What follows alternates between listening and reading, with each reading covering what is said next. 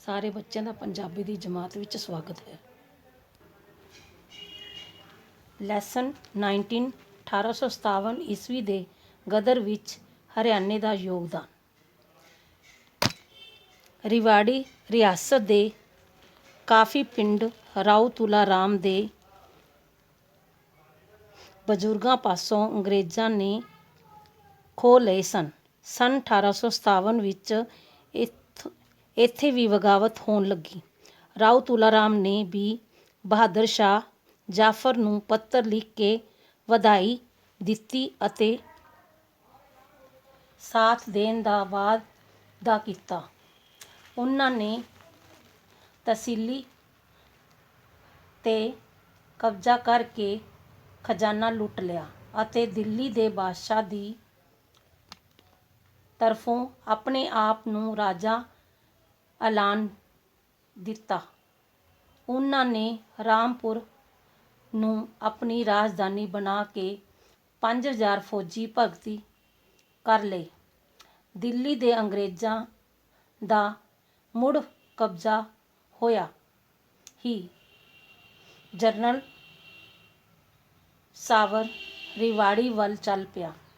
ਰਾਓ ਤੁਲਾ ਰਾਮ ਨੇ ਬੜੀ ਹੁਸ਼ਿਆਰੀ ਵਰਤਦੇ ਹੋਏ ਰਾਮਪੁਰ ਛੱਡ ਦਿੱਤਾ ਅਤੇ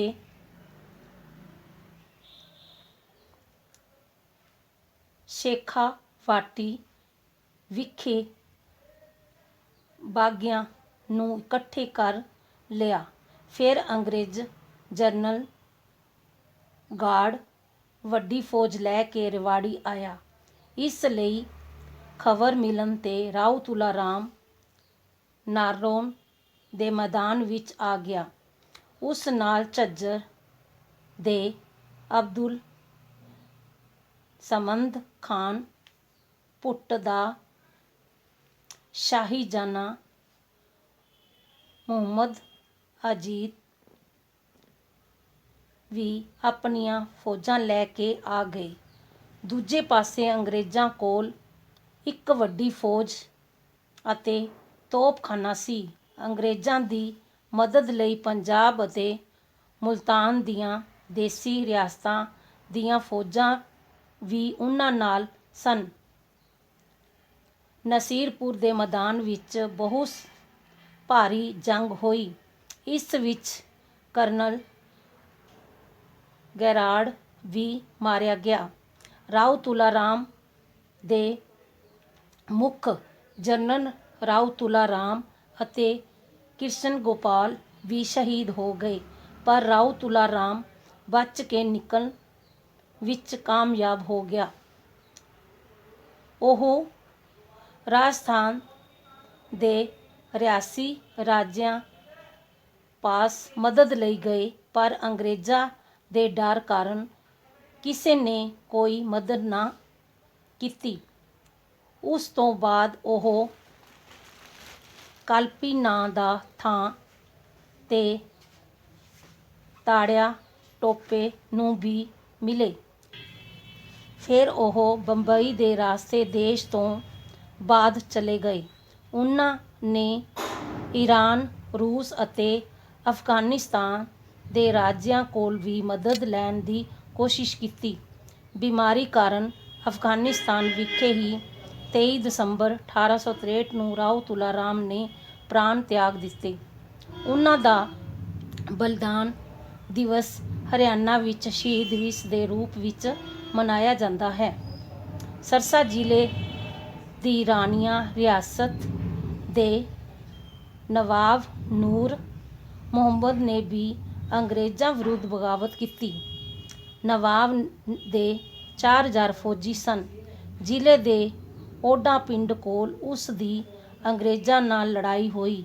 ਇਸ ਲੜਾਈ ਵਿੱਚ 530 ਫੌਜੀਆਂ ਨੇ ਦੇਸ਼ ਲਈ ਕੁਰਬਾਨੀ ਦਿੱਤੀ। ਨਵਾਬ ਬਚਦਾ ਹੋਇਆ ਲੁਧਿਆਣੇ ਪਹੁੰਚ ਗਿਆ, ਪਰ ਅੰਗਰੇਜ਼ਾਂ ਨੇ ਉਸ ਨੂੰ ਫੜ ਕੇ ਫਾਂਸੀ ਲਾ ਦਿੱਤੀ। ਜ਼ਿਲ੍ਹੇ ਦੇ ਪਿੰਡ ਖੈਰੇ ਕਾਂ ਅਤੇ ਛਤਰੀਆਂ ਦੇ ਲੋਕਾਂ ਨੇ ਵੀ ਅੰਗਰੇਜ਼ਾਂ ਦਾ ਵਿਰੋਧ ਕੀਤਾ ਸੀ। ਅੰਗਰੇਜ਼ਾਂ ਨੇ ਇਨ੍ਹਾਂ ਪਿੰਡਾਂ ਨੂੰ ਅੱਗ ਲਾ ਕੇ ਪੂਰੀ ਤਰ੍ਹਾਂ ਉਜਾੜ ਦਿੱਤਾ। ਹਿਸਾਰ ਜ਼ਿਲ੍ਹੇ ਵਿੱਚ ਵੀ ਦਿੱਲੀ ਦੇ ਆਜ਼ਾਦ ਹੋਣ ਮਗਰੋਂ ਬਗਾਵਤ ਫੈਲ ਗਈ। ਝਾਂਸੀ ਵਿੱਚ ਹੁਕਮ ਚੰਦ, ਕਾਨੂੰਨ ਗੌਰ ਅਤੇ ਮਿਰਜ਼ਾ ਮੁਨੀਰ ਬੇਰਾਮ ਨੇ ਬਾਗੀਆਂ ਦੀ ਅਗਵਾਈ ਕੀਤੀ। ਉਹਨਾਂ ਨੇ ਅੰਗਰੇਜ਼ੀ ਫੌਜ ਨੇ ਫੜ ਕੇ ਫਾਂਸੀ ਲਾ ਦਿੱਤਾ ਅਤੇ ਇਹਨਾਂ ਦੀਆਂ ਲਾਸ਼ਾਂ ਵੀ ਪਰਿਵਾਰਾਂ ਨੂੰ ਨਾ ਦਿੱਤੀਆਂ। ਇੱਥੋਂ ਦੇ ਪਿੰਡ ਰੋਹਤਾਨ, ਪੁੱਠੀ ਕਲਾਂ, ਮੰਗਾਲੀ,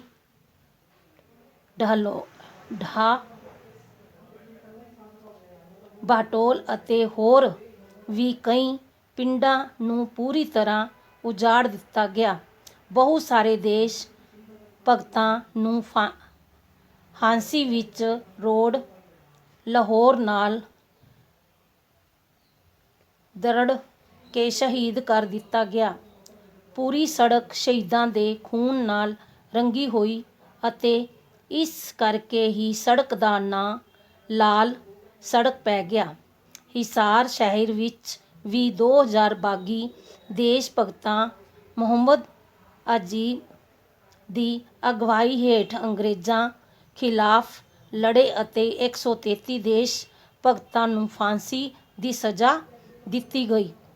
ਪਾਣੀਪਤ ਵਿਖੇ ਅਲੀ ਕਲੰਦਰ ਦੀ ਦਰਗਾਹ ਇੱਕ ਤਰ੍ਹਾਂ ਨਾਲ ਬਾਗੀਆਂ ਦਾ ਗੜ੍ਹ ਸੀ। ਇਹ ਜਰਨੈਲੀ ਸੜਕ 'ਤੇ ਹੋਣ ਕਰਕੇ ਇੱਥੇ ਬਹੁਤ ਭਾਰੀ ਲੜਾਈ ਹੋਈ ਅਤੇ ਸੈਂਕੜੇ ਦੇਸ਼ ਭਗਤ ਮਾਰੇ ਗਏ।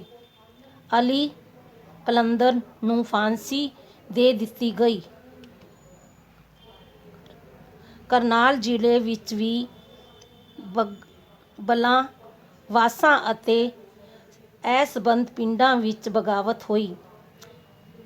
ਥਾਨੇਸਰ ਵਿੱਚ ਵੀ ਲੋਕਾਂ ਨੇ ਵਿਦਰੋਹ ਕੀਤਾ ਅਤੇ ਉਹ ਬੜੀ ਬਹਾਦਰੀ ਨਾਲ ਲੜੇ। ਇੱਥੇ ਵੀ 135 ਦੇਸ਼ ਭਗਤ ਸ਼ਹੀਦ ਹੋ ਗਏ। ਅੰਬਾਲਾ ਜ਼ਿਲ੍ਹੇ ਦੀ ਰਿਆਸਤ ਗੱਦੀ ਕੋਤਾਹ ਦੇ ਨਵਾਬ ਨੇ ਵੀ ਲੋਕਾਂ ਨਾਲ ਮਿਲ ਅੰਗਰੇਜ਼ਾਂ ਖਿਲਾਫ ਬਗਾਵਤ ਕੀਤੀ, ਪਰ ਉਹ ਅੰਗਰੇਜ਼ਾਂ ਦਾ ਮੁਕਾਬਲਾ ਨਹੀਂ ਕਰ ਸਕੇ। ਸੋਨੀਪਤ ਜ਼ਿਲ੍ਹੇ ਦੇ ਪਿੰਡਾਂ ਵਿੱਚ ਬਿਲਾਸਪੁਰ, ਕੁੰਡਲੀ, ਬਹਲਵਗੜ੍ਹ, ਖਾਮਪੁਰ, ਅਲੀਪੁਰ ਅਤੇ ਅਹਿਮਦਪੁਰ ਵਿੱਚ ਅੰਗਰੇਜ਼ਾਂ ਨੇ ਉਦਮੀ ਰਾਮ ਨੂੰ ਤਸੀਹੇ ਦੇ ਕੇ ਸ਼ਹੀਦ ਕਰ ਦਿੱਤਾ। ਵਿਦਰੋਹ ਕਰਨ ਵਾਲੇ ਪਿੰਡਾਂ ਨੂੰ ਪੂਰੀ ਤਰ੍ਹਾਂ ਉਜਾੜ ਦਿੱਤਾ ਗਿਆ। ਅਲੀਪੁਰ ਪਿੰਡ ਦੇ ਤੁਲਸੀ ਰਾਮ ਅਤੇ ਹੰਸਰਾਜ, ਜਿਨ੍ਹਾਂ ਨੂੰ ਫਾਂਸੀ ਦਿੱਤੀ ਗਈ, ਉਹਨਾਂ ਦੇ ਨਾਂ ਅੱਜ ਵੀ ਲੋਕਾਂ ਦੀ ਜ਼ੁਬਾਨ 'ਤੇ ਹਨ। ਇਸ ਬਗਾਵਤ ਨੂੰ ਭਾਵੇਂ ਅੰਗਰੇਜ਼ਾਂ ਨੇ ਆਪਣੇ ਕੁਝ ਪਿੱਠੂ ਦੇਸ਼ੀ ਰਾਜਿਆਂ ਦੀ ਮਦਦ ਨਾਲ ਦਬਾ ਦਿੱਤਾ, ਫਿਰ ਵੀ ਲਾਲ ਕਿਲ੍ਹੇ ਤੋਂ ਲੈ ਕੇ ਪੂਰੇ ਉੱਤਰੀ ਭਾਰਤ ਦੇ ਦੂਰ ਦਿਹਾੜੇ ਦੇ ਪਿੰਡਾਂ ਅਤੇ ਸ਼ਹਿਰਾਂ ਵਿੱਚ ਰੁੱਖਾਂ ਨਾਲ ਲਟਕ ਰਹੀਆਂ ਗੁੰਮਰਾਮ ਸੈਂਕੜੇ ਦੇਸ਼ ਭਗਤਾਂ ਦੀਆਂ ਲਾਸ਼ਾਂ ਆਜ਼ਾਦੀ ਦੀ ਇਸ ਪਹਿਲੀ ਜੰਗ ਦੇ ਜੋਸ਼ ਨੂੰ ਬਿਆਨ ਕਰਦੀਆਂ ਸਨ। 1857 ਦੀ ਬਗਾਵਤ ਤੋਂ ਪ੍ਰੇਰਨਾ ਲੈ ਕੇ 20ਵੀਂ ਸਦੀ ਦੇ ਸ਼ੁਰੂ ਵਿੱਚ ਗਦਰੀ ਦੇਸ਼ ਭਗਤ ਬਾਹਰਲੇ ਦੇਸ਼ਾਂ ਤੋਂ ਦੇਸ਼ ਨੂੰ ਆਜ਼ਾਦ ਕਰਵਾਉਣ ਲਈ ਆਏ। ਇਹਨਾਂ ਲੜੀ ਸ਼ਹੀਦ ਭਗਤ ਸਿੰਘ ਵਰਗੇ ਇਨਕਲਾਬੀਆਂ ਤੱਕ ਅੱਗੇ ਚੱਲਦੀ ਰਹੀ। ਇਹਨਾਂ ਦੇਸ਼ ਭਗਤਾਂ ਦੀਆਂ ਕੁਰਬਾਨੀਆਂ ਬੇਕਾਰ ਨਹੀਂ ਗਈਆਂ, ਸਗੋਂ ਬਾਅਦ ਦੇ ਸਾਲਾਂ ਵਿੱਚ ਰਾਸ਼ਟਰੀ ਅੰਦੋਲਨ ਦਾ ਹੋਰ ਵਿਕਸਤ, ਜਥੇਬੰਦਕ ਅਤੇ ਨਿਖਰਿਆ ਰੂਪ ਸਾਹਮਣੇ ਆਇਆ ਅਤੇ ਆਖਿਰ 1947 ਵਿੱਚ ਆਜ਼ਾਦੀ ਮਿਲੀ। ਸਾਨੂੰ ਸਾਡੀ ਇਸ ਅਮੀਰ ਵਿਰਾਸਤ ਨੂੰ ਯਾਦ ਰੱਖਣਾ ਚਾਹੀਦਾ ਹੈ ਕਿ ਉਹਨਾਂ ਸ਼ਹੀਦਾਂ ਦੇ ਸੁਪਨਿਆਂ ਨੂੰ ਸਾਕਾਰ ਕਰਨ ਦੀ ਕੋਸ਼ਿਸ਼ ਕਰਨੀ ਚਾਹੀਦੀ ਹੈ। ਇਸ ਵੀਡੀਓ ਨੂੰ ਦੇਖੋ, ਸੁਣੋ ਤੇ ਸਮਝੋ। ਜੇ ਨਾ ਸਮਝਾਏ ਮੈਥੋਂ ਪੁੱਛ ਸਕਦੇ ਹੋ।